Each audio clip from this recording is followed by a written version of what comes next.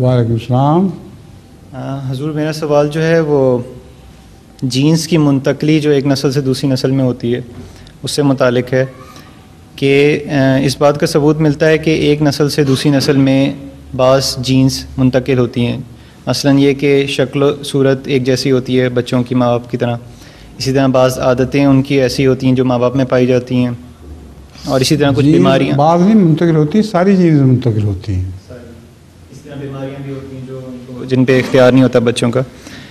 میرا سوال یہ ہے کہ کیا اس طرح سے کچھ روحانی جو اخلاقیات ہوتی ہیں، مثلا نیکیاں ہوتی ہیں یا بدیاں ہوتی ہیں جو ماں باپ میں پائی جاتی ہیں، کیا وہ بھی منتقل ہوتی ہیں؟ اور اگر ہوتی ہیں تو کیا ان کا جو جواب دہی ہے وہ بھی ایک عام آدمی کی طرح ان سے لی جائے گی بچوں کے، جس طرح سے کوئی جواب دے دیا تھا سر ہلا کے؟ اچھا، کہ وہ منتقل نہیں ہوتی۔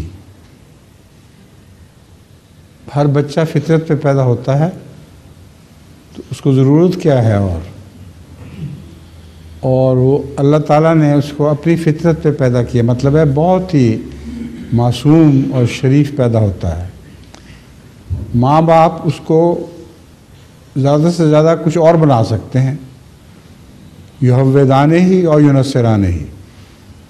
بعض ماں باپ یہودی بنا دیتے ہیں، بعض نصرانی بنا دیتے ہیں، تو بچہ بہرحال معصوم پیدا ہوتا ہے۔